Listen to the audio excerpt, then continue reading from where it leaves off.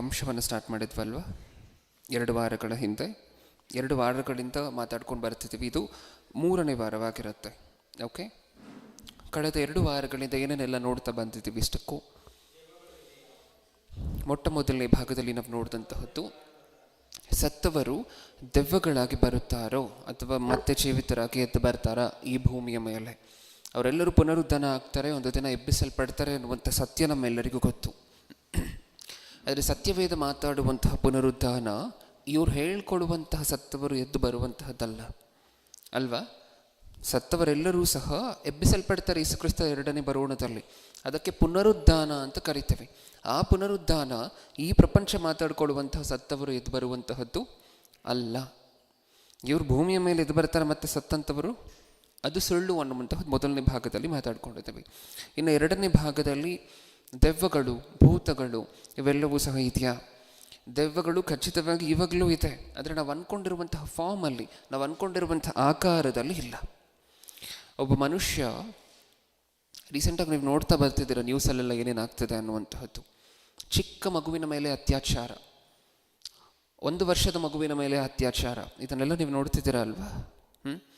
ತುಂಬು ಗರ್ಭಿಣಿಯ ಕೊಲೆ, ಇದನ್ನೆಲ್ಲ ನೀವು ನೋಡಬೇಕಾದ್ರೆ ಈ ಕ್ರೈಮ್ಗಳು ಏನು ನಡೀತಿದೆ ಇದರ ಹಿಂದೆ ಇರುವಂತಹದ್ದು ದೆವ್ವ. ಇವರ ಮನಸ್ಸನ್ನು ಪ್ರೇರೇಪಿಸ್ತಿರುವಂತಹದ್ದು ದೆವ್ವ ಅಥವಾ ಸೈತಾನನು ಅಂತ ನಾವೇನು ಮಾತಾಡ್ಕೊಳ್ತೀವಿ ಅದು. ಅದನ್ನು ಹೊರತುಪಡಿಸಿ ಕಣ್ಣನ್ನು ಬೆಳ್ಳಗೆ ಮಾಡಿಕೊಂಡು ಅಥವಾ ಕೆಂಪಗೆ ಮಾಡಿಕೊಂಡು ಮೇಲೋಗುವಂತಹದ್ದು, ಕೆಳಗಡೆ ಬರುವಂತಹದ್ದು, ಈ ರೀತಿಯಾಗಿ ನಾವು ಮೂವಿಗಳಲ್ಲಿ ಏನು ನೋಡಿದ್ದೀವಿ ದೆವ್ವಗಳನ್ನು, ಆ ರೀತಿಯಾದಂತಹ ದೆವ್ವಗಳು ಈಗಿನ ಕಾಲದಲ್ಲಿ ಇಲ್ಲ. ಇದು ಕಳೆದ ವಾರ ನಾವು ಮಾತಾಡ್ಕೊಂಡಂತಹ ವಿಚಾರ. ಒಬ್ಬ ಮನುಷ್ಯನನ್ನು ಅವನ ಹೃದಯದಲ್ಲಿ ಕೆಟ್ಟದ್ದನ್ನು ಮಾಡುವಂಥ ಪ್ರೇರೇಪಿಸುವಂತಹ ದೆವ್ವಗಳಿದೆ ಇವಾಗಲೂ ಸಹ. ಆ ರೀತಿ ಒಬ್ಬ ಮನುಷ್ಯನಿಗೆ ದೆವ್ವ ಹಿಡಿಬಹುದು. ಇವಾಗಲೂ ಚರ್ಚಿಗೆ ಬರಬೇಕಾದ್ರೆ ಚರ್ಚ್ಗೆ ಏನಕ್ಕೆ ಹೋಗುವಂತಹದ್ದು ಅನಿಸುವಂತಹ ದೆವ್ವ ನಮ್ಮೆಲ್ಲರಿಗೂ ಹಿಡಿಬೋದು. ಆ ರೀತಿಯಾಗಿರುವಂತಹ ದೆವ್ವಗಳಿದೆ. ಆದರೆ ಯಾವ ರೀತಿಯಾಗಿರುವಂತಹ ದೆವ್ವಗಳಿಲ್ಲ. ಫಿಲಿಮ್ಗಳಲ್ಲಿ ನಾವು ನೋಡಿರುವಂತಹದ್ದು ವಿಚಿತ್ರವಾದ ಆಕಾರದಲ್ಲಿ ಗೆಜ್ಜೆ ಕಟ್ಕೊಂಡು ಬರುವಂತಹದ್ದು, ಬಿಳಿ ಸೀರೆ ಉಟ್ಕೊಂಡು, ಈ ರೀತಿಯಾಗಿರುವಂತಹ ದೆವ್ವಗಳು ಇಲ್ಲ. ಇದು ನಾವು ಕಳೆದ ವಾರ ಮಾತಾಡ್ಕೊಂಡಂತಹ ವಿಚಾರ. ಹಾಗಾದರೆ ನಾವು ನೋಡಿದ್ದೀವಲ್ವ ಬ್ರದರ್, ಕಣ್ಣಾರೆ ಹೆಂಗೆಂಗೋ ಆಡ್ತಾರೆ, ಮೈ ಮೇಲೆ ಬಂದಂಗೆ ವಿಚಿತ್ರವಾಗಿ ಆಡ್ತಾರೆ, ಬೇರೆ ಬೇರೆ ಧ್ವನಿಯಲ್ಲಿ ಮಾತಾಡ್ತಾರೆ ಅಂತ ಹೇಳಿದ್ರೆ ಅದೆಲ್ಲವೂ ಸಹ ಪ್ಯೂರ್ ಸೈನ್ಸ್. ನಾವು ಕಳೆದ ವಾರ ನೋಡಿದ್ವಿ.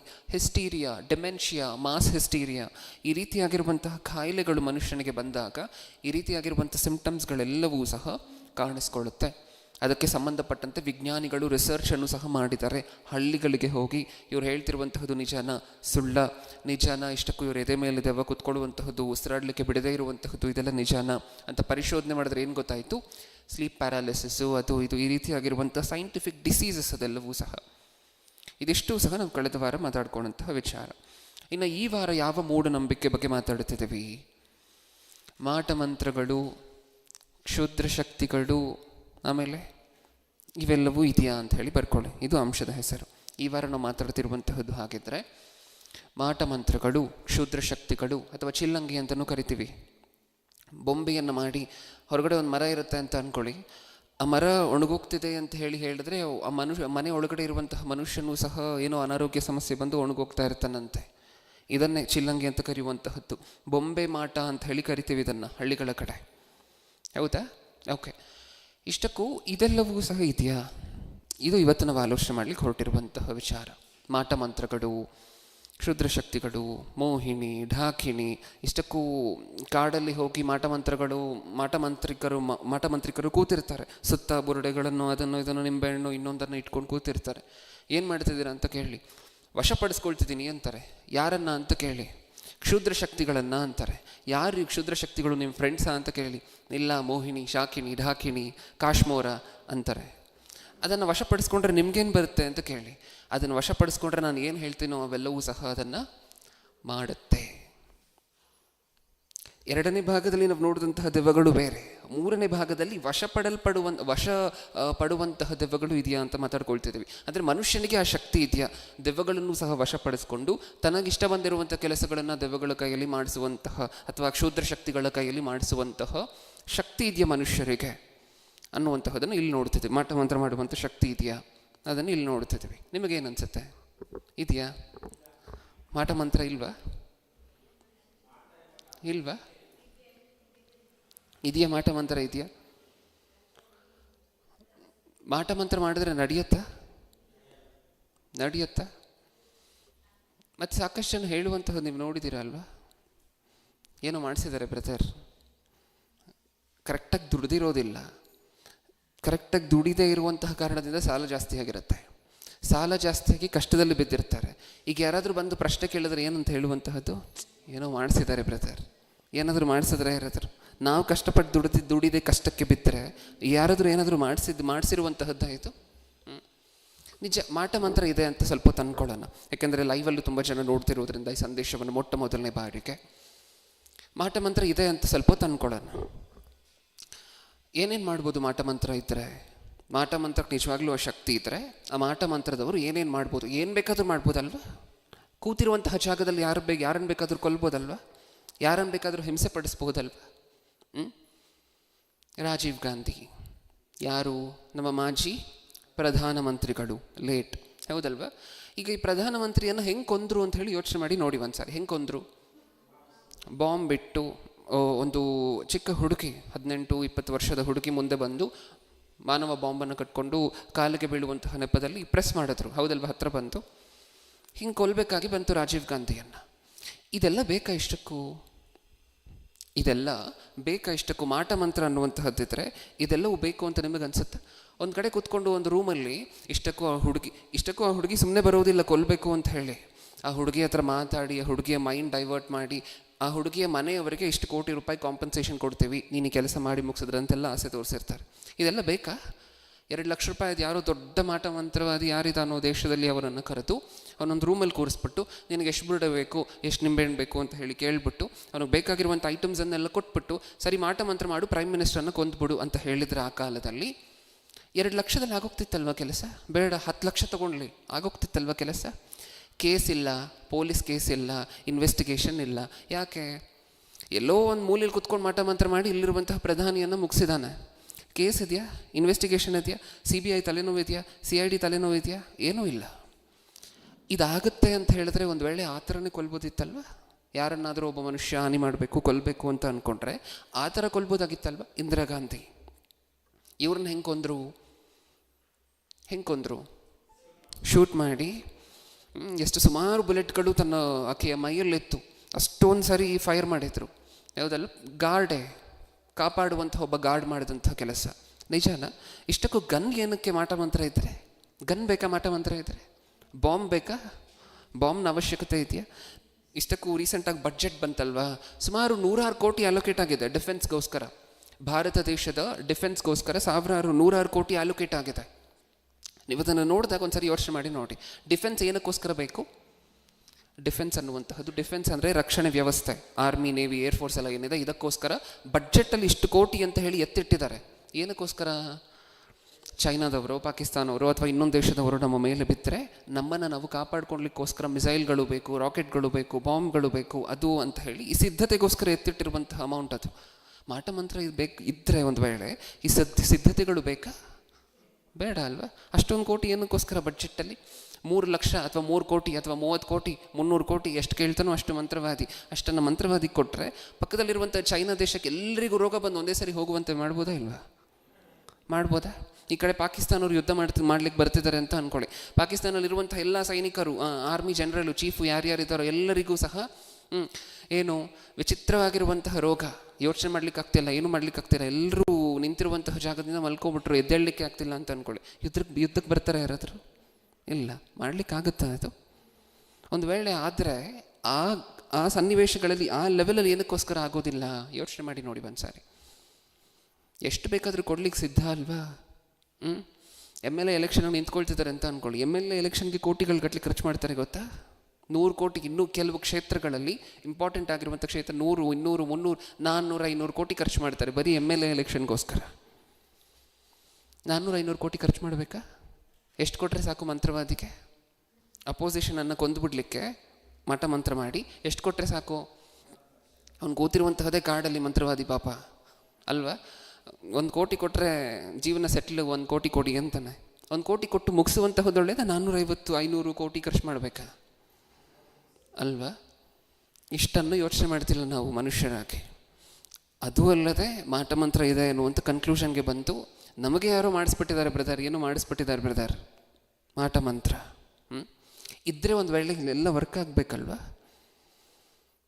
ಕಷ್ಟಪಡುವಂಥ ಅವಶ್ಯಕತೆ ಇಲ್ಲ. ಮಾಟ ಮಂತ್ರ ಇದ್ದರೆ ಇನ್ನೊಬ್ಬರನ್ನು ಸೋಲಿಸಬೇಕಾದ್ರೆ, ಮುಳುಗಿಸ್ಬೇಕಾದ್ರೆ, ಕೊಲ್ಲಬೇಕಾದ್ರೆ ಕಷ್ಟಪಡುವಂಥ ಅವಶ್ಯಕತೆ ಇಲ್ಲ. ಇವರು ಎಲೆಕ್ಷನಲ್ಲಿ ಇಷ್ಟೊಂದು ಏನಕ್ಕೋಸ್ಕರ ಕ್ಯಾನ್ವಾಸ್ಗಳು ಮಾಡಬೇಕು. ಆರಾಮಾಗಿ ನೆಮ್ಮದಿಯಲ್ಲಿ ಮನೇಲಿ ಕೂತ್ಕೊಂಡು ಒಬ್ಬ ಮಾಟ ಮಂತ್ರವಾದಿಯನ್ನು ಹೈಯರ್ ಮಾಡಿದ್ರೆ ಮುಗ್ದೋಯ್ತಲ್ವ. ದೇವ್ರೇನಂತಿದ್ದಾರೆ ಇಷ್ಟಕ್ಕೂ ಮಾಟ ಮಂತ್ರಿಕರಿಗೆ? ಒಂದ್ಸರಿ ನೋಡೋಣ. ಯಾಕೆಂದರೆ ಸತ್ಯವೇದ ಬ್ರದರ್ ನೀವು ಮಾಟ ಮಂತ್ರ ಇಲ್ಲ ಅಂತೀರ, ಸತ್ಯವೇದದಲ್ಲಿ ಸಾಕಷ್ಟು ಸರಿ ಮಾಟ ಮಂತ್ರಿಕರು ಅಂತ ಬರೆಸಿದಾರಲ್ವಾ ಅನ್ನುವಂತಹ ಡೌಟ್ ಇರುತ್ತೆ ಸಾಕಷ್ಟು ಜನರಿಗೆ. ನೋಡೋಣ ಒಂದು ಸಾರಿ. ಯೆಶಾಯನ ಗ್ರಂಥ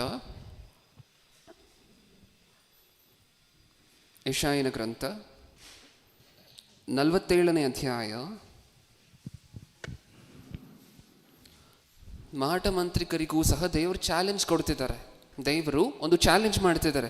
ನನಗೆ ಮಾಟ ಮಂತ್ರ ಬರುತ್ತೆ ಅಂತ ಹೇಳಿ ಯಾರಾದರೂ ಹೇಳ್ಕೊಂಡ್ರೆ, ಅಥವಾ ಮಾಟ ಮಂತ್ರದವ್ರ ಹತ್ರ ನಾನು ಹೋಗಿ ನನ್ನ ಸಮಸ್ಯೆ ಬಗೆಹರಿಸ್ಕೊಳ್ತೀನಿ ಅಂತ ಯಾರಾದರೂ ಅಂದ್ಕೊಳ್ರೆ, ಅವ್ರಿಗೆಲ್ಲ ದೇವ್ರು ಮಾಡ್ತಿರುವಂಥ ಚಾಲೆಂಜನ್ನು ಒಂದ್ಸರಿ ನೋಡಿ. 47:11. ಹೀಗಿರಲು ನೀನು ಮಂತ್ರಿಸಿ ನಿವಾರಿಸಲಾರದ ಕೇಡು ನಿನಗೆ ಸಂಭವಿಸುವುದು, ನೀನು ಪರಿಹರಿಸಲಾಗದ ವಿಪತ್ತು ನಿನ್ನ ಮೇಲೆ ಬೀಳುವುದು. ಹೀಗಿರಲು ನೀನು ಮಂತ್ರಿಸಿ ನಿವಾರಿಸಲಾಗದ ಕೇಡು ನಿನಗೆ ಸಂಭವಿಸುವುದು. ಏನಂತಿದ್ದಾರೆ ದೇವರು? ಒಂದು ವೇಳೆ ಯಾರಾದರೂ ನನಗೆ ಮಾಟ ಮಂತ್ರ ಮಾಡುವಂಥ ಶಕ್ತಿ ಇದೆ ಅಂತ ಅಂದ್ಕೊಂಡ್ರೆ, ಅಥವಾ ಇನ್ನೊಬ್ಬ ವ್ಯಕ್ತಿ ನನಗೆ ಸಮಸ್ಯೆ ಬಂದಿದೆ, ನಾನು ಮಾಟ ಮಂತ್ರದವರ ಹತ್ರ ಹೋಗಿ ಬಗೆಹರಿಸ್ತೀನಿ ಅಂತ ಅಂದ್ಕೊಂಡ್ರೆ, ದೇವರು ಏನಂತಿದ್ದಾರೆ ಗೊತ್ತಾ? ಏನಂತಿದ್ದಾರೆ? ನೀನು ಮಂತ್ರಿಸಿ ನಿವಾರಿಸಲಾಗದಂತಹ ಕೇಡು ನಿನ್ನ ಮೇಲೆ ಬರಮಾಡ್ತೀನಿ. ಅಂದರೆ ನಾನು ಕೇಡನ್ನ ಬರಮಾಡಿದ್ರೆ ನಿನ್ನ ಮಂತ್ರ ಅದನ್ನೇನು ಮಾಡೋದಿಲ್ಲ, ನಿನ್ನ ಮಾಟ ಏನು ಮಾಡೋದಿಲ್ಲ, ಕೇಡನ್ನು ತಡೆಯೋದಿಲ್ಲ. ತಡೆಯುವಂಥ ಶಕ್ತಿ ನಿನ್ನ ಮಾಟ ಮಂತ್ರಕ್ಕೆ ಇಲ್ಲ. ಅದೇ ಅಲ್ವಾ ಅದರ ಅರ್ಥ? ನೀನು ಮಂತ್ರಿಸಿ ನಿವಾರಿಸಲಾಗದೇ ಇರುವಂಥ ಕೇಡನ್ನು ನಿನ್ನ ಮೇಲೆ ಬರಮಾಡ್ತಿದ್ದೀನಿ. ನೆಕ್ಸ್ಟ್, ನೀನು ಪರಿಹರಿಸಲಾಗದ ವಿಪತ್ತು. ಈ ಸ್ವಲ್ಪ ಜನ ಯಾರು ಹೇಳ್ತಾರೆ ಅಂತ ಅಂದ್ಕೊಳ್ಳಿ, ಮಾಟ ಮಂತ್ರದವರ ಹತ್ರ ಹೋದರು, ಸರಿ ಈ ಥರ ಒಂದು ಶಕ್ತಿ ಇದಕ್ಕೋಸ್ಕರ ಹೋರಾಡ್ತಿದೆ, ಅದಕ್ಕೇನು ಮಾಡಬೇಕು? ಶಾಂತಿ ಮಾಡಬೇಕು. ಅದಕ್ಕೇನು ಮಾಡಬೇಕು? ಹೋಮ ಮಾಡಬೇಕು. ಅದಕ್ಕೆ ಪರಿಹಾರಕ್ಕೆ ಏನು ಮಾಡಬೇಕು? ಶಾಂತಿ ಮಾಡಬೇಕು. ಪರಿಹಾರಕ್ಕೆ ಏನು ಮಾಡಬೇಕು ಅಂತ ನೀವು ಕೇಳ್ತಿರಲ್ವ? ಸಾಕಷ್ಟು ಜನ ಪ್ರಶ್ನೆ ಕೇಳ್ತಾರಲ್ವ, ಮಾಟ ಮಂತ್ರದ ಹತ್ರ, ಜೋಯಿಸರ ಹತ್ರ ಕೇಳ್ತಾರಲ್ವ, ಇದು ಪರಿಹಾರ ಆಗಬೇಕಂದ್ರೆ, ಈ ಗಂಡಾಂತರ ಹೋಗ್ಬೇಕಂದ್ರೆ, ಈ ಕಷ್ಟ ಹೋಗ್ಬೇಕಂದ್ರೆ ಏನು ಮಾಡಬೇಕು? ಬೈಬಲ್ ಏನು ಹೇಳ್ತಿದೆ ಗೊತ್ತಾ? ಪರಿಹರಿಸಲಿಕ್ಕಾಗದೇ ಇರುತ್ತೆ ನಾನು ತರುವಂತಹ ಕೇಡು. ದೇವರು ಕೊಡ್ತಿರುವಂತಹ ಚಾಲೆಂಜ್ ಇವರಿಗೆ. ನೀನು ಮಂತ್ರಿಸಿ ನಿವಾರಿಸಲಾಗದೇ ಇರುವಂಥ ಕೇಡನ್ನು ಬರಮಾಡ್ತೀನಿ. ನೀನು ಆ ಕೇಡು ಬರುತ್ತೆ ಅಂತ ಹೇಳಿ ಯಾರತ್ರನಾದ್ರೂ ಪರಿಹಾರ ಕೇಳ್ಕೊಂಡು ಹೋದೆ ಅಂತ ಅನ್ಕೋ, ನೀನು ಪರಿಹರಿಸಲಿಕ್ಕೂ ಆಗದೇ ಇರುವಂಥ ಸಮಸ್ಯೆಯನ್ನು ನಿನ್ನ ಮೇಲೆ ತಂದಿಡ್ತೀನಿ. ಆದರೆ ನಿನ್ನ ಹತ್ರ ಇರುವಂಥ ಶಕ್ತಿಗಳೆಲ್ಲವೂ ಸಹ ಮಾಟ ಮಂತ್ರದವರ ಹತ್ರ ದೇವರು ಅಡ್ರೆಸ್ ಮಾಡಿ ಮಾತಾಡ್ತಿರುವಂತಹ ಮಾತು, ಅಥವಾ ಮಾಟ ಮಂತ್ರದವರನ್ನು ಆಶ್ರಯಿಸ್ಕೊಂಡು ಬದುಕ್ತೀನಿ ಅಂತ ಅಂದ್ಕೊಳ್ಳುವಂಥವ್ರ ಹತ್ರ ದೇವರು ಸ್ಟ್ರೈಟ್ ಫಾರ್ವರ್ಡಾಗಿ ಮಾತಾಡ್ತಿದ್ದಾರಲ್ಲಿ. ನಿನ್ನ ಮಾಟ ಮಂತ್ರಕ್ಕೆ ಯಾವ ಶಕ್ತಿ ಇಲ್ಲ, ಒಂದು ಕೇಡನ್ನು ತಡೆಯುವಂಥ ಶಕ್ತಿ ಇಲ್ಲ, ಒಂದು ವಿಚಾರವನ್ನು ಪರಿಹರಿಸುವಂತಹ ಶಕ್ತಿ ಇಲ್ಲ. ನೆಕ್ಸ್ಟ್ ಮುಂದೆ, ನೀನು ಪರಿಹರಿಸಲಾಗದ ವಿಪತ್ತು ನಿನ್ನ ಮೇಲೆ ಬೀಳುವುದು, ನೀನು ತಪ್ಪಿಸಲರಿಯದ ನಾಶನವು ನಿನಗೆ ತಟ್ಟನೆ ಉಂಟಾಗುವುದು. ನೀನು ತಪ್ಪಿಸಲರಿಯದ ನಾಶನವು, ನಿನಗೆ ಗೊತ್ತೇ ಇಲ್ಲ ಆ ನಾಶನ ಹೇಗೆ ಕ್ಯೂರ್ ಮಾಡ್ಬೇಕಂತ, ಆ ರೀತಿಯಾಗಿರುವಂಥ ನಾಶನ ತಗೊಂಡ್ಬರ್ತೀನಿ. ನೀನು ತಪ್ಪಿಸಲರಿಯದ ನಾಶನವು ನಿನಗೆ ತಟ್ಟನೆ ಉಂಟಾಗುವುದು. ಎದ್ದು ನಿಲ್ಲು, ಸ್ಟ್ಯಾಂಡ್ ಅಪ್. ಮಾಟ ಮಂತ್ರ ಮಾಡುವಂಥವ್ರು ಯಾರಾದರೂ ಇದ್ದಾರೆ, ದೇವರು ನೀಟಾಗಿ ಹಿಂಗೆ ಎಷ್ಟು ಚೆನ್ನಾಗಿ ಮಾತಾಡ್ತಿದ್ದಾರೆ ಅಂದರೆ, ಎದ್ದು ನಿಂತ್ಕೊ ಒಂದ್ಸರಿ. ನೀನು ಕೂತ್ಕೊಂಡಂತೂ ನಿನ್ನ ಕೈಲಿ ಏನೂ ಕೆಲಸ ಆಗೋದಿಲ್ಲ. ಒಂದ್ಸರಿ ನಿಂತ್ಕೊಂತೀಯ? ಎದ್ದು ನಿಲ್ಲು. ಮುಂದೆ, ನೀನು ಬಾಲಾರಭ್ಯ ಪ್ರಯಾಸಪಟ್ಟು ಅಭ್ಯಾಸಿಸಿರುವ ನಿನ್ನ ಮಾಟ ತಂತ್ರಗಳನ್ನು, ಲೆಕ್ಕವಿಲ್ಲದ ನಿನ್ನ ಮಾಟಗಳನ್ನು ಪ್ರಯೋಗಿಸು. ಕೂತ್ಕೊಂಡು ಏನೂ ವರ್ಕೌಟ್ ಆಗಿಲ್ವಾ? ಒಂದ್ಸರಿ ನಿಂತ್ಕೊ ಹೋಗಲಿ. ನಿಂತ್ಕೊಂಡು, ನೀನು ಚೈಲ್ಡ್ಹುಡ್ಡಿಂದ ಕಲ್ತಿದ್ಯಲ್ವಾ, ನೀನು ಚಿಕ್ಕ ವಯಸ್ಸಿನಿಂದ ಕಲ್ತಿದ್ಯಲ್ವಾ ಮಾಟ ಮಂತ್ರ, ಕಲ್ತಿದ್ದೀನಿ ಅಂತ ನೀನು ಅನ್ಕೊಂಡು, ಆ ಮಾಟ ಮಂತ್ರ ಏನು, ಅವ್ರು ಕಲ್ತಿರುವಂತಹದ್ದು ಏನು ಅಂತ ಹೇಳಿ ಮುಂದೆ ನೋಡಿದೆ ಸಂದೇಶದಲ್ಲಿ. ಚಿಕ್ಕ ವಯಸ್ಸಿಂದ ಕಲ್ತಿದ್ಯಲ್ವಾ, ಎದ್ದು ನಿಂತ್ಕೊಂಡು ಒಂದ್ಸರಿ ಪ್ರಯೋಗಿಸಿ ನೋಡು. ನೀನು ಚಿಕ್ಕ ವಯಸ್ಸಿನಿಂದ ಏನೇನು ಕಲ್ತಿದ್ಯೋ, ಯಾವ್ಯಾವ ಮಾಟ ಮಂತ್ರಗಳನ್ನು ಕಲ್ತಿದ್ಯೋ, ಅದು ಯಾವುದಾದ್ರೂ ವರ್ಕ್ ಆಗುತ್ತಾ ಅಂತ ಹೇಳಿ ಒಂದ್ಸರಿ ನೋಡು. ಇನ್ನೊಂದ್ಸರಿ ಓದೋಣ ಮಾತನ್ನು. ಎದ್ದು ನಿಲ್ಲು, ನೀನು ಬಾಲಾರಭ್ಯ ಪ್ರಯಾಸಪಟ್ಟು ಅಭ್ಯಾಸಿಸಿರುವ ನಿನ್ನ ಮಾಟ ತಂತ್ರಗಳನ್ನು, ಲೆಕ್ಕವಿಲ್ಲದೆ ನಿನ್ನ ಮಾಟಗಳನ್ನು ಪ್ರಯೋಗಿಸು. ಇದರಿಂದ ಒಂದು ವೇಳೆ ನಿನಗೆ ಪ್ರಯೋಜನ ಆಗುತ್ತಾ ಅಂತ ಹೇಳಿ ಒಂದ್ಸರಿ ನೋಡ್ಕೊ, ಟೆಸ್ಟ್ ಮಾಡ್ಕೊ. ಮುಂದೆ, ಒಂದು ವೇಳೆ ನಿನ್ನ ಶತ್ರುವಿನಲ್ಲಿ ಭಯ ಹುಟ್ಟಿತು. ಇದು ಒಂಥರ ಅವಾಗವಾಗ ಇನ್ನೊಬ್ಬರನ್ನು ತಮಾಷೆ ಮಾಡಿ ಮಾತಾಡ್ತಿರುವಂತಹ ಮಾತುಗಳು ನಮ್ಮೆಲ್ಲರಿಗೂ ಗೊತ್ತಲ್ವಾ? ಒಬ್ಬರು ಇನ್ನೊಬ್ಬರನ್ನು ತಮಾಷೆ ಮಾಡುವಂತಹ ಮಾತು. ಬಿಡಪ್ಪ, ನೀನು ಪ್ರೈಮ್ ಮಿನಿಸ್ಟ್ರು ಅಂದರೆ ಆ ವ್ಯಕ್ತಿ ಪ್ರೈಮ್ ಮಿನಿಸ್ಟರ್ ಅಂತನಾ? ಹಂಗಂದ್ರೆ ಏನು, ಅದರ ಅರ್ಥ ಏನು? ನೀನು ಏನಕ್ಕೂ ಬರದೇ ಇರೋ ವೇಸ್ಟು ಅಂತ ಅದರ ಅರ್ಥ. ಹೌದಲ್ವಾ? ಇಲ್ಲಿ ದೇವ್ರು ಹೇಳ್ತಿರುವಂತಹ ಮಾತಿನ ಅರ್ಥ ಅದೇ. ನೀನು ಬಾಲಾರಭ್ಯ ಕಲ್ತಿರುವಂತಹ ಚಿಕ್ಕ ವಯಸ್ಸಿನಿಂದ ಪ್ರಾಕ್ಟೀಸ್ ಮಾಡಿರುವಂತಹ ಮಾಟ ಮಂತ್ರಗಳನ್ನು ನೀನು ಕಲ್ತಿದ್ಯಲ್ವ, ಟ್ರಿಕ್ಸು ಟ್ಯಾಕ್ಟಿಕ್ಸು ಮ್ಯಾಜಿಕ್ ಎಲ್ಲ ಕಲ್ತಿದ್ಯಲ್ವ, ಅದನ್ನೆಲ್ಲ ಪ್ರಯೋಗ ಮಾಡಿ ನೋಡು. ಒಂದು ವೇಳೆ ಅದು ಒಂದು ವೇಳೆ ನೀನು ತಡೆದ್ಬಿಡುತ್ತೇನೋ ನೋಡು ಒಂದ್ಸರಿ ಅಂತಿದ್ದಾರೆ. ಮುಂದೆ, ಒಂದು ವೇಳೆ ನಿನ್ನ ಶತ್ರುವಿನಲ್ಲಿ ಭಯ ಹುಟ್ಟಿತು, ಮಂತ್ರಾಲೋಚನೆಗಳನ್ನು ಕೇಳಿ ಕೇಳಿ ನಿನಗೆ ಸಾಕಾಯಿತಲ್ಲವೇ. ಇಲ್ಲಿ ಬರುತ್ತಾರೆ ನಾವು ನೋಡಿ, ಮನುಷ್ಯರು ಯಾರ್ಯಾರನ್ನ ಆಧಾರ ಮಾಡ್ಕೊಂಡು ಬದುಕ್ತಾರೆ. ಖಗೋಳರು, ಜೋಯಿಸರು, ಪಂಚಾಂಗದವರು, ಇವರೆಲ್ಲರೂ ನಿಂತು ನಿನಗೆ ಬರುವ ವಿಪತ್ತುಗಳಿಂದ ನಿನ್ನನ್ನು ಉದ್ಧಾರಿಸಲಿ. ನೋಡೋಣ ಆಗುತ್ತೇನೋ ಒಂದ್ಸರಿ ನೋಡು. ಪಂಚಾಂಗದವರು, ಜ್ಯೋತಿಷ್ಯ ಹೇಳುವಂಥವರು, ಮಾಟ ಮಂತ್ರ ಮಾಡುವಂಥವರು, ಇವರು ಯಾರು ಒಬ್ಬರ ಕೈಯಿಂದ ಆದರೂ ನಿನ್ನ ಬರುವಂಥ ಕಷ್ಟ ತಡೀಲಿಕ್ಕಾಗತ್ತಾ ನೋಡು ಒಂದ್ಸಾರಿ. ನಿನ್ನನ್ನು ಉದ್ಧಾರ ಮಾಡಲಿಕ್ಕಾಗತ್ತಾ ನೋಡು ಒಂದ್ಸಾರಿ. ಆಹಾ, ಇವರೆಲ್ಲ ಕೊಳೆಯಂತಿರುವರು, ಬೆಂಕಿಯು ಅವರನ್ನು ಸುಟ್ಟು ಬಿಡುವುದು, ಜ್ವಾಲೆಯ ರಭಸದಿಂದ ತಮ್ಮನ್ನು ರಕ್ಷಿಸಿಕೊಳ್ಳಲಾರರು. ಅದು ಕಾಯಿಸಿಕೊಳ್ಳುವ ಕೆಂಡವಲ್ಲ, ಮುಂದೆ ಕುಳಿತರೆ ಹಾಯಾಗಿರುವ ಉರಿಯಲ್ಲ. ನೀನು ಪ್ರಯಾಸ ಪಟ್ಟವುಗಳೆಲ್ಲ ನಿನಗೆ ಹೀಗಾಗುವವು. ನಿನ್ನ ಬಾಲ್ಯದಿಂದ ನಿನ್ನಲ್ಲಿ ವ್ಯಾಪಾರ ಮಾಡಿದವರೆಲ್ಲರೂ ಚದರಿ ತಮ್ಮ ತಮ್ಮ ಪ್ರಾಂತ್ಯಕ್ಕೆ ಹೋಗಿಬಿಡುವರು.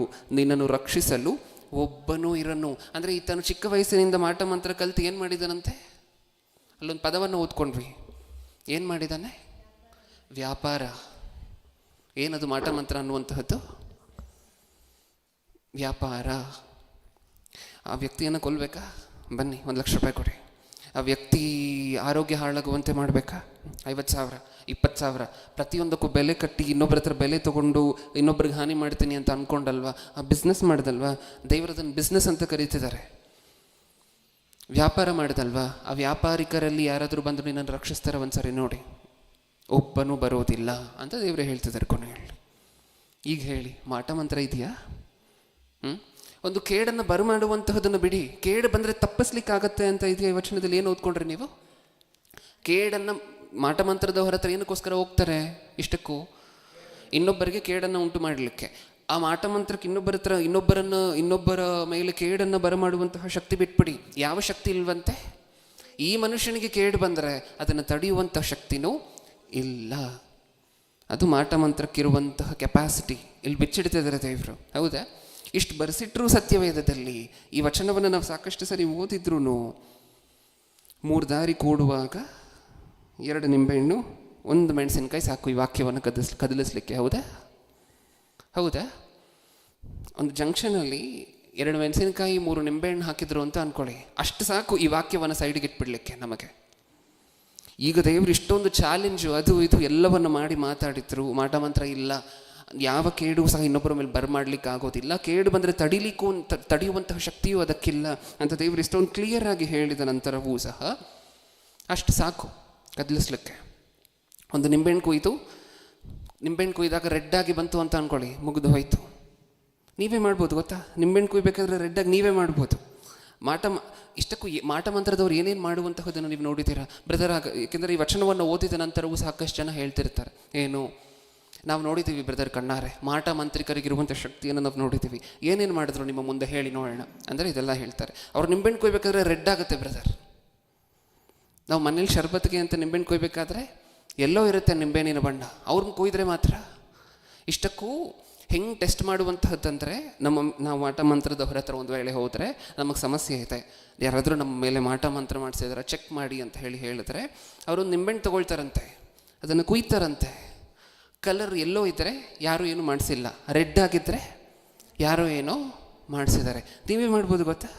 ನಿಂಬೆಹಣ್ಣು ಕುಯ್ಬೇಕಾದ್ರೆ ರೆಡ್ ಆಗುವಂತೆ ನೀವೇ ಮಾಡ್ಬೋದು. ದಾಸವಾಳ ಗಿಡ ಗೊತ್ತಲ್ವ? ಅದರಲ್ಲಿ ಒಂದು ಡೈ ಇರುತ್ತೆ, ನ್ಯಾಚುರಲ್ ಡೈ ಇರುತ್ತೆ. ನೀವು ತಲೆಗೆ ಡೈ ಹಾಕ್ಕೊಳ್ತೀರಲ್ವ ಕಲರು, ಅದರಲ್ಲಿ ಒಂದು ನ್ಯಾಚುರಲ್ ಡೈ ಇರುತ್ತೆ. ಅದು ಯಾವಾಗ ಮಾತ್ರ ಕಲರ್ ಕೊಡುವಂತಹದ್ದು ಅಂದರೆ ಆಸಿಡ್ ಜೊತೆ ಟಚ್ ಆದರೆ ಮಾತ್ರ ಕಲರ್ ಕೊಡುವಂತಹದ್ದು. ಈಗ ನಿಂಬೆಹಣ್ಣಲ್ಲಿರುವಂತಹದ್ದು ಏನು? ಆಸಿಡ್, ಸಿಟ್ರಿಕ್ ಆಸಿಡ್, ನಮ್ಮೆಲ್ಲರಿಗೂ ಗೊತ್ತಲ್ವ ಇದು? ಹಾಂ, ಆ ನಿಂಬೆಹಣ್ಣಿನ ಜೊತೆ ಈ ದಾಸವಾಳದ ಹೂವಿನಲ್ಲಿರುವಂತಹ ಡೈ ಟಚ್ ಆದರೆ ಸಾಕು, ಏನಾಗುತ್ತೆ? ನಿಂಬೆಹಣ್ಣು ಪೂರ್ತಿ ಕಲರ್ ಚೇಂಜ್ ಆಗುತ್ತೆ. ಆ ಡೈಯನ್ನು ಇಲ್ಲೆಲ್ಲೋ ಇಟ್ಕೊಂಡಿದ್ರು ಅಂತ ಅಂದ್ಕೊಳ್ಳಿ, ಇಲ್ಲೆಲ್ಲೋ ಚಿಕ್ಕದಾಗಿ ಸೈಡಲ್ಲಿ, ಅದು ರೆಡ್ ಕಾಣಿಸೋದಿಲ್ಲ. ಆ ಡೈ ಇಟ್ಕೊಂಡಿದ್ರೆ ಸಾಕು. ನಿಂಬೆಹಣ್ಣು ಕುಯ್ಬೇಕಾದ್ರೆ ಸುಮ್ಮನೆ ಹಂಗೆ ಟಚ್ ಮಾಡಿದ್ರೆ ಸಾಕು, ನಿಮಗೆ ಕಾಣ್ದಂಗೆ ಅಲ್ವಾ? ಆ ನಿಂಬೆಹಣ್ಣಿಗೆ ಯಾವ ಬಣ್ಣ ಬರುತ್ತೆ? Red colour. ನೀವೇ ತೊಗೊಂಡೋಗಿ ಕೊಟ್ಟಿರ್ತೀರ ನಿಂಬೆಹಣ್ಣನ್ನು, ನೀವು ಕೊಟ್ಟಾಗದು ಎಲ್ಲೋ ಕಲರೇ ಇರುತ್ತೆ. ಅವಾಗ ಇನ್ನೊಬ್ಬರ ಹತ್ರ ಏನು ಹೇಳ್ತೀರಾ ಗೊತ್ತಾ? ನೀವು ಬಂದು ಏನು ಹೇಳ್ತೀರಾ?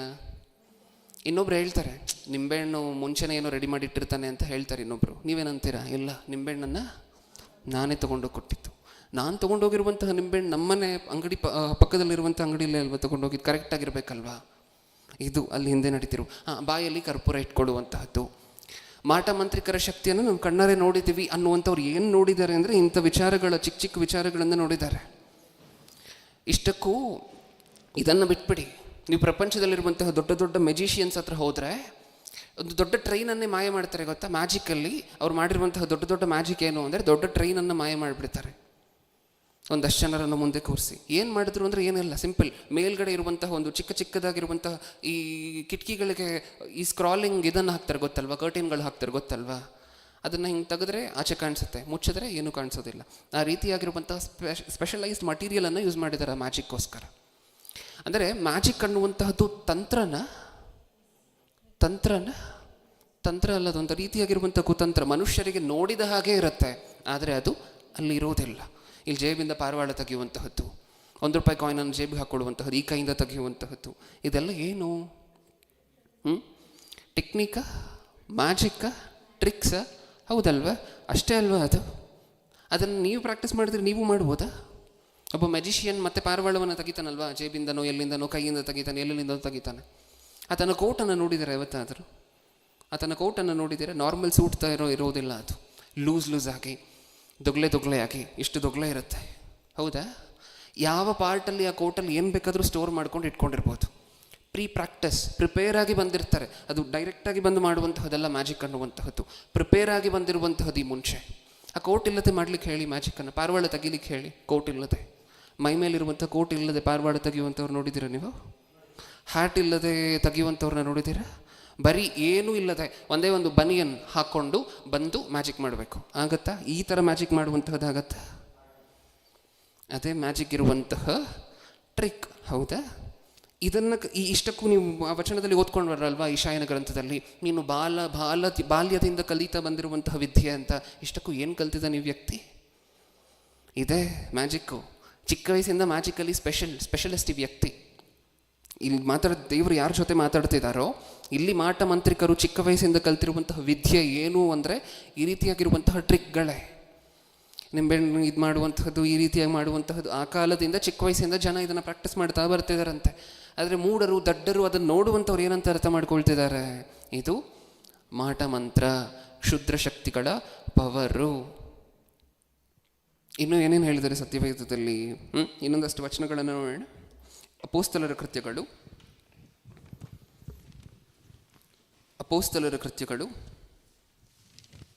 19ನೇ ಅಧ್ಯಾಯ. ಅಪೊಸ್ತಲರ ಕೃತ್ಯಗಳು 19ನೇ ಅಧ್ಯಾಯ 15ನೇ ವಚನದಿಂದ 19-15. ಆದರೆ ದೆವ್ವವು ಅವರಲ್ಲಿ ಇಬ್ಬರಿಗೆ, ಯೇಸುವಿನ ಕುರಿತು ನನಗುಂಟು, ಪೌಲನನ್ನು ಬಲ್ಲೆನು, ನೀವಾದರೆ ಯಾರು ಎಂದು ಹೇಳಿತು. ಮತ್ತು ದೆವ್ವ ಹಿಡಿದಿದ್ದ ಆ ಮನುಷ್ಯನು ಅವರ ಮೇಲೆ ಹಾರಿ ಬಿದ್ದು ಅವರಿಬ್ಬರನ್ನು ಸೋಲಿಸಿ ಬಲಾತ್ಕರಿಸಿದ್ದರಿಂದ ಅವರು ಬೆತ್ತಲೆಯಾಗಿಯೂ ಗಾಯವುಳ್ಳವರಾಗಿಯೂ ಆ ಮನೆಗಳೊಳಗಿಂದ ಓಡಿ ಹೋದರು. ಈ ಸಂಗತಿ ಎಫೆಸದಲ್ಲಿ ವಾಸವಾಗಿದ್ದ ಎಲ್ಲ ಯಹೂದ್ಯರಿಗೂ ಗ್ರೀಕರಿಗೂ ತಿಳಿದು ಬಂದಾಗ ಅವರಿಗೆಲ್ಲರಿಗೆ ಭಯ ಹಿಡಿಯಿತು. ಮತ್ತು ಕರ್ತನಾದ ಯೇಸುವಿನ ಹೆಸರು ಪ್ರಖ್ಯಾತಿಗೆ ಬಂತು. ಆತನನ್ನು ನಂಬಿದವರಲ್ಲಿ ಅನೇಕರು ಬಂದು ತಮ್ಮ ಕೃತ್ಯಗಳನ್ನು ಒಪ್ಪಿಕೊಂಡು ತಿಳಿಸಿದರು. ಇದಲ್ಲದೆ ಮಾಟ ಮಂತ್ರಗಳನ್ನು ನಡೆಸಿದವರಲ್ಲಿ ಅನೇಕರು ತಮ್ಮ ಪುಸ್ತಕಗಳನ್ನು ತಂದು ಕೂಡಿಸಿ ಎಲ್ಲರ ಮುಂದೆ ಸುಟ್ಟುಬಿಟ್ಟರು. ಅವುಗಳ ಕ್ರಯವನ್ನು ಲೆಕ್ಕ ಮಾಡಿ 50,000 ಬೆಳ್ಳಿ ನಾಣ್ಯ ಆಯ್ತೆಂದು ತಿಳಿದುಕೊಂಡರು. ಈ ರೀತಿಯಾಗಿ ಕರ್ತನ ವಾಕ್ಯವು ಬಹಳವಾಗಿ ಹೆಚ್ಚುತ್ತಾ ಪ್ರಬಲವಾಯಿತು. ಸಾಕು. ಏನು ಅರ್ಥ ಆಯ್ತು ಈ ವಚನಗಳಿಂದ ನಮಗೆ? ಇದನ್ನು ಸಾಕಷ್ಟು ಸರಿ ನಾವು ಓದಿದ್ದೀವಲ್ವಾ? ಮೊದಲನೇ ಶತಮಾನದಲ್ಲಿ ದೆವ್ವಗಳು ಹಿಡಿತಿತ್ತು ಅಂತ ನಾವು 2ನೇ ಮೆಸೇಜಲ್ಲಿ ಮಾತಾಡ್ಕೊಂಡಿದ್ವಿ. ಮೊದಲನೇ ಶತಮಾನದಲ್ಲಿ ಮನುಷ್ಯರಿಗೆ ದೆವ್ವ ಹಿಡಿತಿತ್ತು ಅನ್ನುವಂತಹದನ್ನು ಮಾತಾಡ್ಕೊಂಡಿದ್ವಿ. ಆ ದೆವ್ವಗಳು ಸಹ ಈಗಿನ ರೀತಿಯಲ್ಲಿ ದೆವ್ವ ಹಿಡಿಯುತ್ತೆ ಅಂತ ನಾವು ಅಂದ್ಕೊಂಡಿರುವಂತಹ ದೆವ್ವಗಳಲ್ಲ ಅಲ್ವಾ? ಅಪವಾದಿ ಮತ್ತು ಅನುಚರರು, ಸತ್ತಂಥವರು ಎದ್ದು ಬರುವಂತಹದ್ದಲ್ಲ.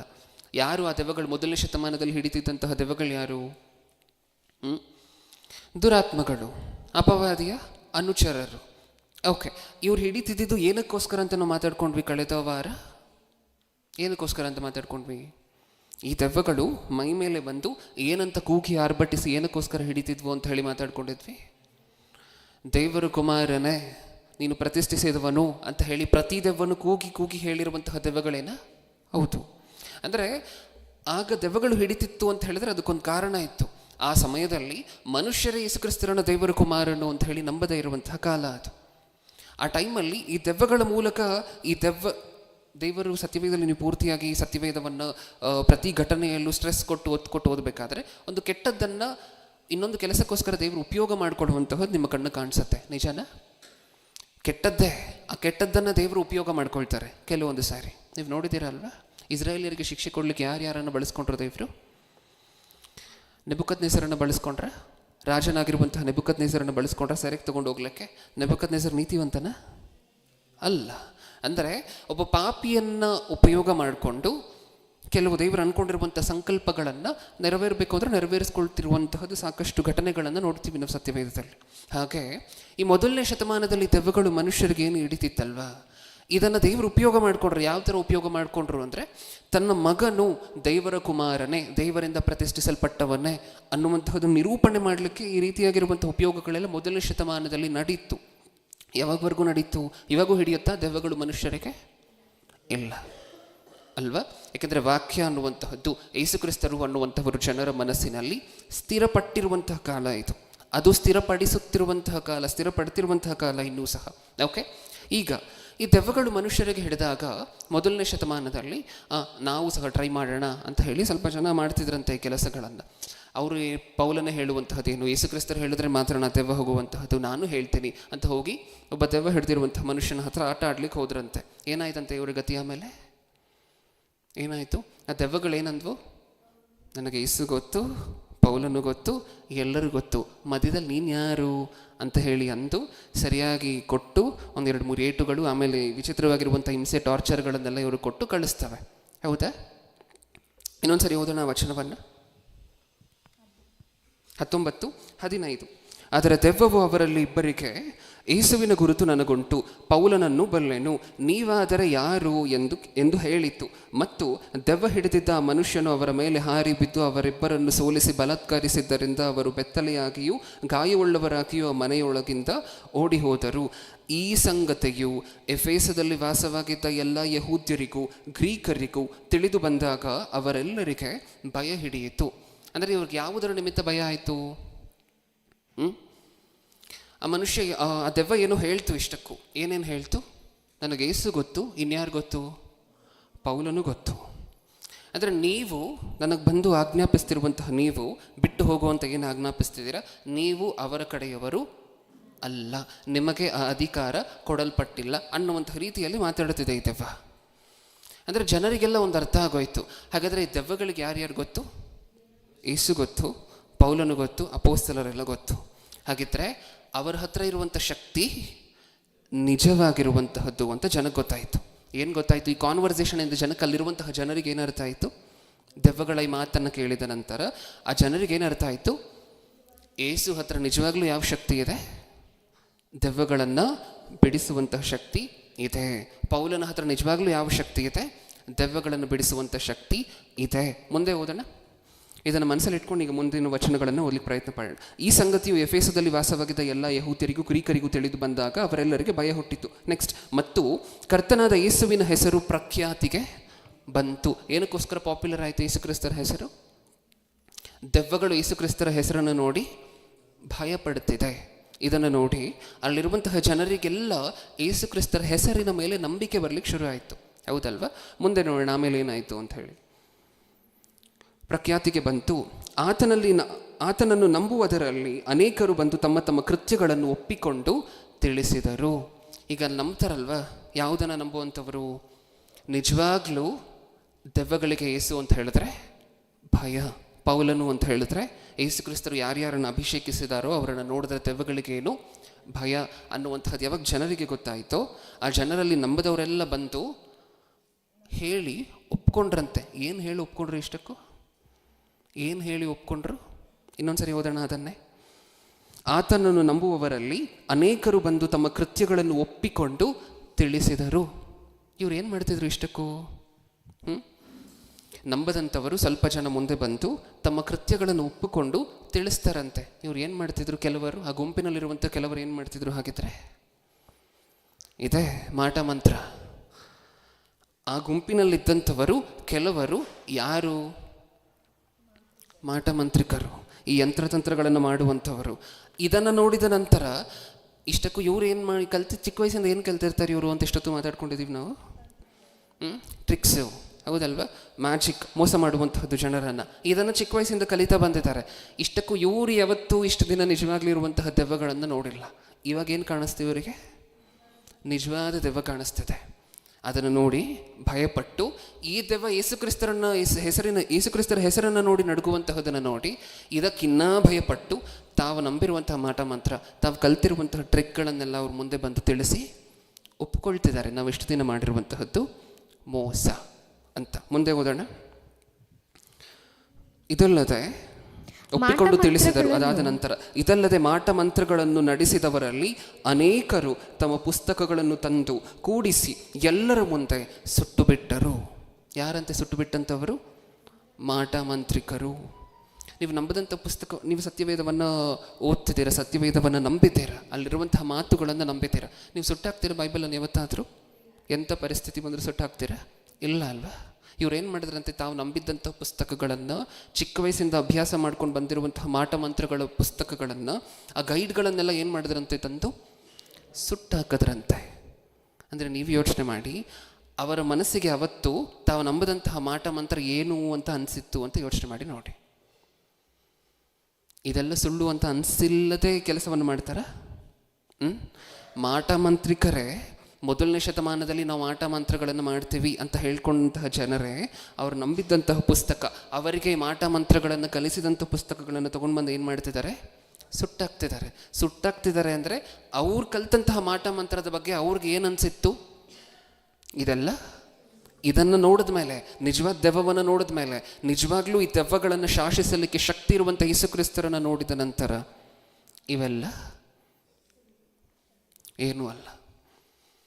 ನಿಜವಾಗ್ಲೂ ಆನೆ ಅಲ್ಲಿದೆ, ಇದೆಲ್ಲ ನಮ್ಮ ಹತ್ರ ಇರುವಂತಹದ್ದೆಲ್ಲ ಇರುವೆಗಳೇ, ಚಿಕ್ಕ ಚಿಕ್ಕ ಟ್ರಿಕ್ಗಳು, ಕಾಯಿನಿಗೆ ಮಾಯ ಮಾಡುವಂತಹದ್ದು, ಪಾರಿವಾಳ ತೆಗೆಯುವಂತಹದ್ದು, ಹಾರಿಸುವಂತಹದ್ದು, ಏನೇನೋ ಮಾಡುವಂತಹದ್ದು, ನಾಲ್ಗೆ ಮೇಲೆ ಕರ್ಪೂರ ಇಟ್ಕೊಳ್ಳುವಂತಹದ್ದು, ನಿಂಬೆಹಣ್ಣು ಕುಯ್ದರೆ ಕೆಂಪಗಾಗುವಂತಹದ್ದು, ಈ ರೀತಿಯಾಗಿರುವಂಥ ಟ್ರಿಕ್ಗಳು ಯಾವ ಕೆಲಸಕ್ಕೂ ಬರುವುದಿಲ್ಲ.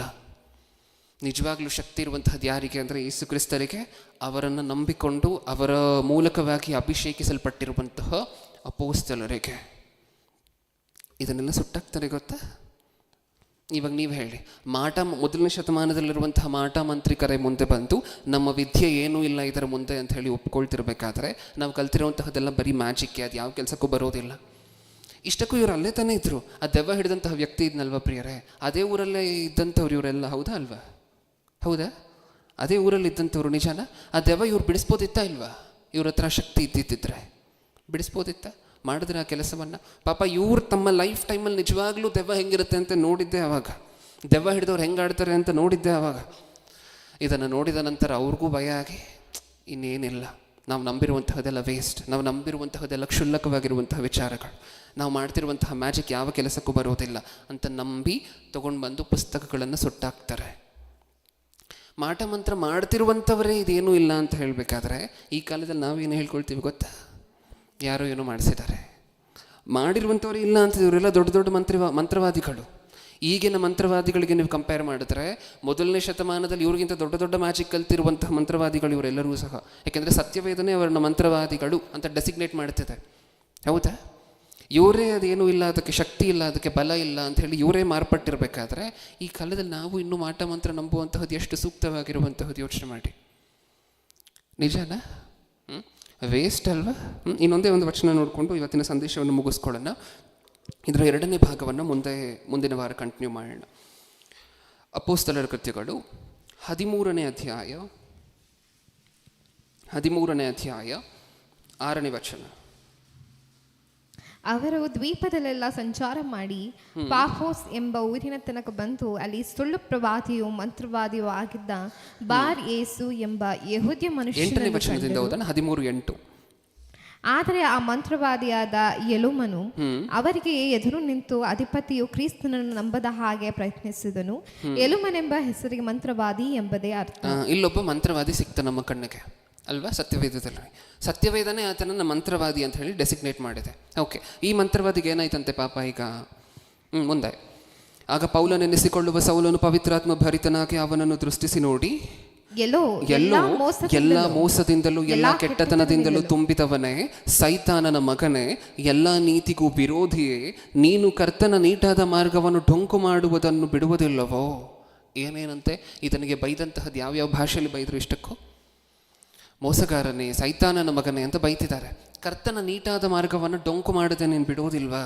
ಏನಕ್ಕೋಸ್ಕರ ಹೇಳ್ತಿದ್ದಾರೆ ಈ ಮಾತನ್ನು ಮಂತ್ರವಾದಿ ಹತ್ರ? ಈ ಥರ ಏನಕ್ಕೋಸ್ಕರ ಮಂತ್ರವಾದಿಯನ್ನು ಬೈತಿದ್ದಾರೆ? ಮಂತ್ರ ಮಾಡ್ತಾನೆ ಅಂತನ? ಮಂತ್ರವಾದಿ ಮಂತ್ರ ಮಾಡ್ತಾನೆ ಅಂತ ಈ ಥರ ಎಲ್ಲ ಬೈತಿದ್ದಾರೆ? ಏನಕ್ಕೋಸ್ಕರ ಬೈತಿದ್ದಾರೆ? ಜನರನ್ನು ಮೋಸ ಮಾಡ್ತೀಯಲ್ವ, ದೇವರ ಮೇಲೆ ಜನರು ಐಡಿಯಲ್ ಆಗಿ ನಂಬಿಕೆ ಇಡಬೇಕು. ಕಷ್ಟ ಬಂದರೆ ದೇವರ ಹತ್ರ ಹೋಗಬೇಕು, ಸುಖ ಬಂದರೆ ದೇವರ ಹತ್ರನೇ ಹಂಚ್ಕೋಬೇಕು. ಹಿಂಗಿರಬೇಕಾಗಿರುವಂತಹ ಮನುಷ್ಯರನ್ನು ಈ ಥರ ಮಂತ್ರವಾದಿಗಳು, ನಾವು ಮಂತ್ರಿಕರು ಅಂತ ಹೇಳ್ಕೊಳ್ಳುವಂಥವರೆಲ್ಲ ಏನು ಮಾಡ್ತಿದ್ದಾರಂತೆ? ಸೆಳೀತಿದ್ದಾರೆ, ದಾರಿ ತಪ್ಪಿಸ್ತಿದ್ದಾರೆ. ಹೌದಾ? ದೇವರ ಮೇಲೆ ಇಟ್ಟಿರುವಂತಹ ನಂಬಿಕೆಯನ್ನು ಡೈಲ್ಯೂಟ್ ಮಾಡ್ತಿದ್ದಾರೆ, ಆ ವಿಶ್ವಾಸವನ್ನು ಕುಗ್ಗಿಸ್ತಿದ್ದಾರೆ. ದೇವರ ಹತ್ರ ಹೋಗುವಂತಹ ಮನುಷ್ಯರನ್ನು ಇವ್ರ ಹತ್ರ ಬರುವಂತೆ ತಿರುಗಿಸ್ಕೊಳ್ತಿದ್ದಾರೆ. ಅದನ್ನೇ ಇಲ್ಲಿ ಹೇಳ್ತಿರುವಂತಹದ್ದು. ಕರ್ತನ ನೀಟಾದ ಮಾರ್ಗವನ್ನು ಡೊಂಕು ಮಾಡ್ತಿದ್ಯಲ್ವ, ಏನೇನೋ ನಂಬಿಸಿ ಮೋಸ ಮಾಡಿ ಜನರನ್ನು ಅಲ್ಲಗಳಿತಿದೆಯಲ್ವಾ, ಬೇರೆ ದಾರಿಗೆ ಎಳಿತಿದೆಯಲ್ವಾ. ಓಕೆ, ಈ ವ್ಯಕ್ತಿಗೆ ಎಂಥ ಪರಿಸ್ಥಿತಿ ಬಂತಂತೆ? ಈ ಮಂತ್ರವಾದಿಗೆ ಬಿಡುವುದಿಲ್ಲವೋ. ಇಗೋ, ಕರ್ತನು ನಿನ್ನ ಮೇಲೆ ಕೈ ಎತ್ತಿದ್ದಾನೆ, ನೀನು ಕುರುಡನಾಗಿ ಕೆಲವು ಕಾಲ ಸೂರ್ಯನನ್ನು ಕಾಣದೇ ಇರುವಿ ಎಂದು ಹೇಳಿದನು. ಆ ಕ್ಷಣವೇ ಅವನಿಗೆ ಕಣ್ಣು ಮೊಬ್ಬಾಗಿ ಕತ್ತಲೆ ಉಂಟಾಯಿತು. ಏನಾಯ್ತಂತೆ ಈ ವ್ಯಕ್ತಿಗೆ ಹೇಳಿ? ಒಬ್ಬ ಮಂತ್ರವಾದಿಗೆ ಏನಾಯ್ತಂತೆ? ಕಣ್ಣು ಕಾಣಿಸದೆ ಹೋಯಿತು. ಈ ವ್ಯಕ್ತಿ ನಿಜವಾಗ್ಲೂ ಆ ಶಕ್ತಿ ಇದ್ದಿದ್ರೆ ಏನು ಮಾಡ್ಕೊಬೇಕಿತ್ತು? ಇಷ್ಟಕ್ಕೂ ಮಂತ್ರವಾದಿ ಮೇಲೆ ಶಾಪ ಬರುವಂತಹದ್ದು ನೋಡಿದಿರ ನೀವು? ಮಂತ್ರವಾದಿ ಹತ್ರ ಹೋಗುವಂತಹದ್ದು ಬೇರೆಯವರಿಗೆ ಕೆಟ್ಟದ್ದನ್ನು ಮಾಡಲಿಕ್ಕೆ. ಈ ಪಾಪ ಈ ಮಂತ್ರವಾದಿಗೆ ಬಂದಿದೆ, ಕಣ್ಣು ಕುರುಡು, ಮೊಬ್ಬಾಗಿ ಹೋಗ್ತಿದೆ, ಏನು ಮಾಡಲಿಕ್ಕಾಗದೇ ಇರುವಂಥ ಪರಿಸ್ಥಿತಿ. ಆ ಶಕ್ತಿ ಇದ್ದರೆ ಫಸ್ಟ್ ಆ ಮೊಬ್ಬನ್ನು ಕ್ಲಿಯರ್ ಮಾಡಿಕೊಂಡು ತನ್ನ ಕಣ್ಣು ಸರಿಯಾಗುವಂತೆ ಮಾಡಿಕೊಂಡು, ಯಾರು ಈ ವ್ಯಕ್ತಿಗೆ ಶಾಪ ಕೊಟ್ಟರೋ ಅವ್ರ ಮೇಲೆ ಏನಾದರೂ ಮಾಡಲಿಕ್ಕಾಗಬೇಕಲ್ವ? ಈ ವ್ಯಕ್ತಿಗೆ ಮಾಡದಂತೆ ನಿಮಗೆ ಕಾಣಿಸುತ್ತಾ ಅಲ್ಲಿ? ಆ ವಚನ ಪೂರ್ತಿ ಓದಿದ್ರೂ ಸಹ, ನೀನು ಕುರುಡನಾಗಿ ಕೆಲವು ಕಾಲ ಸೂರ್ಯನನ್ನು ಕಾಣದೇ ಇರುವು ಎಂದು ಹೇಳಿದರು. ಆ ಕ್ಷಣವೇ ಅವನಿಗೆ ಕಣ್ಣು ಮೊಬ್ಬಾಗಿ ಕತ್ತಲೆ ಉಂಟಾಯಿತು. ಅವನು ಕೈ ಹಿಡಿಯುವವರನ್ನು ಹುಡುಕುತ್ತಾ ತಿರುಗಾಡಿದನು. ಪಾಪ ಕಣ್ಣು ಇಷ್ಟು ದಿನ ಚೆನ್ನಾಗಿತ್ತು, ಇವಾಗ ಪಟ್ಟಂತ ಕಣ್ಣು ಹೊರಟೋದ್ರೆ ಹೆಂಗೆ ಆಡ್ತಾರೆ ಜನ ಅಂತ ನಿಮಗೆ ಗೊತ್ತಲ್ವ? ಕುರುಡ್ರಿಗಾದರೆ ಅಭ್ಯಾಸ ಆದರೂ ಇರುತ್ತೆ ನಡೆಯುವಂತಹದ್ದು. ಹುಟ್ಟಿದಂದಿನಿಂದ ಕಣ್ಣಿಲ್ಲ ಅಂತ ಅಂದ್ಕೊಳ್ಳಿ, ಅವ್ರಿಗೊಂದು ಕೋಲ್ ಕೊಟ್ಟರೆ ಸಾಕು, ಅವ್ರು ಯಾವ ಕಾಡಿಗೆ ಬೇಕಾದರೂ ಹೋಗಿ ಎಲ್ಲಿಂದ ಬೇಕಾದರೂ ಬರ್ತಾರೆ. ಆದರೆ ಈ ವ್ಯಕ್ತಿ ಕಣ್ಣು ಚೆನ್ನಾಗಿತ್ತಲ್ವ ಇಷ್ಟು ದಿನ, ಇವಾಗ ಹೊರಟೋಯ್ತಲ್ಲ ಪಟ್ಟಂತ. ಏನು ಮಾಡ್ತಿದ್ದಾನಂತೆ? ಅಮ್ಮ ಕೈ ಹಿಡ್ಕೊಂಡು ಯಾರು ರೋಡ್ ದಾಟಿಸ್ತೀರಾ ಅಂತ ತಿರುಗಾಡ್ತಿದ್ದಾನಂತೆ.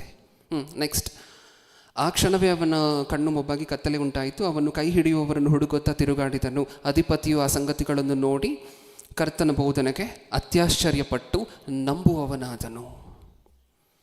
ಈ ಮಂತ್ರವಾದಿ ಎಲ್ಲಿದ್ದ ಅಂದರೆ ಈ ಅಧಿಪತಿ ಹತ್ರನೇ, ಸೈಡಲ್ಲಿ. ಇದನ್ನೆಲ್ಲ ನೋಡಿದ ನಂತರ ಅಧಿಪತಿಗೆ ಏನು ಅರ್ಥ ಆಯಿತು ಅಂದರೆ, ನನ್ನ ಹತ್ರ ಇದ್ದಂಥ ಮಂತ್ರವಾದಿ ವೇಸ್ಟ್, ಯಾವ ಕೆಲಸಕ್ಕೂ ಬರೋದಿಲ್ಲ, ಅಟ್ಲೀಸ್ಟ್ ದೇವರನ್ನಾದರೂ ನಂಬ್ಕೊಳ್ಳೋಣ ಅಂತ ನಿಜವಾದ ದೇವರನ್ನು ನಂಬ್ಕೊಂಡು ಅವತ್ತಿಂದ ಶುರು ಮಾಡ್ದ.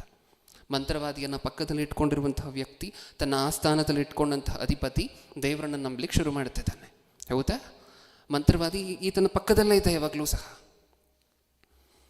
ಆ ಮಂತ್ರವಾದಿಯ ಗತಿ ಏನಾಯಿತು ಕೊನೆಗೆ?